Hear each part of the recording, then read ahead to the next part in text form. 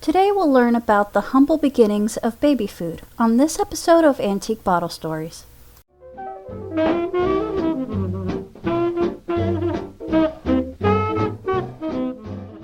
Let's begin in 1865 with the German chemist/scientist Baron Justus von Liebig.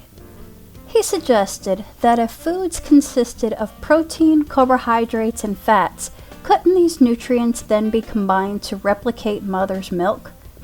He knew that mother's milk was the perfect food for an infant, but knew there was a need for an emergency food, a, quote, formula, that could mimic that of mother's milk. Marketed as Liebig's soluble food for babies, Liebig created a formula of cow's milk, wheat flour, malt flour, and potassium bicarbonate. This was the first commercial substitute for human breast milk to be developed. His formula hit the market at a critical time. Remember, we're talking about the 1860s, where 1 in 3 babies who were not breastfed died before their first birthday. During the initial sales, it was highly priced. Even so, many moms were desperate to get it. So that's just a background, but the story's not about him. We're going to fast forward to about 1922. A local Rochester, New York restaurant owner named Harold Clapp and his wife Anna just had a baby named Jack. Clapp's pediatrician advised a diet of beef juice, cereals, and strained vegetables for little Jack, and his parents were making him soup daily. In the mornings when the restaurant business was quiet, Harold would make the soup himself. Harold was pleased with the results. Little Jack was doing very well, and when his neighbors would ask for some, Harold would give them some.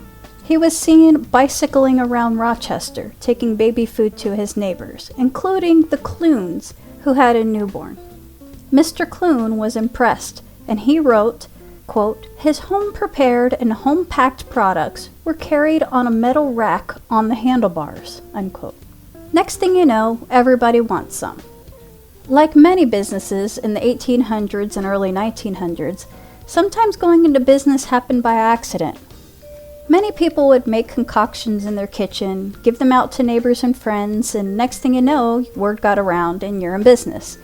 So Harold's little business turned into a big business, and in 7 years, Harold H. Clapp Incorporated acquired thousands of distributors in the U.S., Canada, Cuba, and inquiries were coming in from all over the world. They were the Gerber of the baby food world before Gerber became a thing. The Clapps canned it and bottled it, giving parents lots of choices to feed their kids, including beef broth, peas, prunes, spinach, beef and vegetable, and yes, even liver soup. Clapp's was marketing liver soup by 1930. It contained beef liver, tomatoes, carrots, cabbage, celery, etc.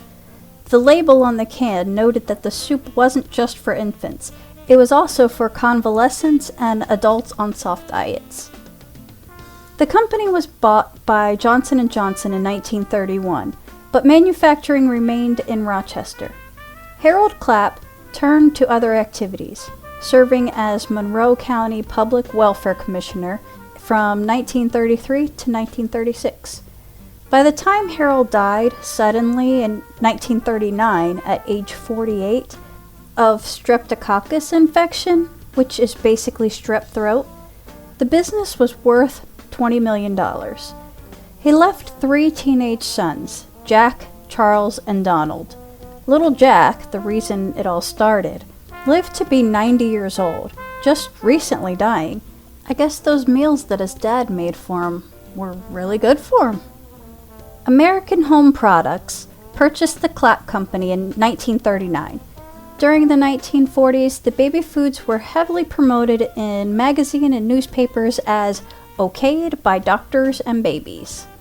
Here's one ad from 1946. It has a mother from Rochester, and it says, "Not only was I raised on Clapps, when Clapps were the first baby foods ever made," she says, "but now I've got Clapp-fed babies of my own."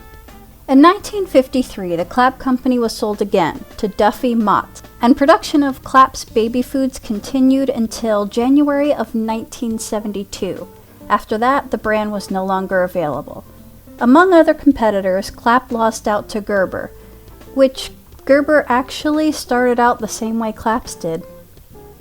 I was reading in one of these articles that after World War II, breastfeeding rates dropped dramatically during what's described as the golden age of commercial baby food. Moms thought it was trendy and convenient to have one less thing to do. So my bottle has a manufacture date of 1955, so it's a good while after Harold died. It's a 4-ounce glass amber bottle. It would have had a rubber nipple pulled over the top just like this, and it had Clapp's fruit juice in it. I can't imagine having glass bottles for babies though. I remember how my kids would throw their bowls or their cups off the high chair. I just can't imagine that many of these survived. And while we're on the topic of baby bottles, I have a few other baby bottles and not a lot of information on them, so I'll just talk about them here. Why not? So I have, this is a 8-ounce bottle with a really cute dog motif on it.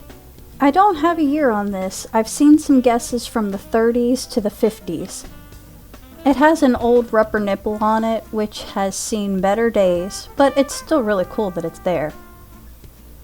This one has a Pyrex baby bottle, which could also be somewhere from the 30s to the 50s. And I found some packaging online. I thought that was pretty cool. And here is a 1955 bottle that says Clean Easy on the side and is about 4 ounces. And that'll do it for this episode. We'll see you next time. Thanks for watching.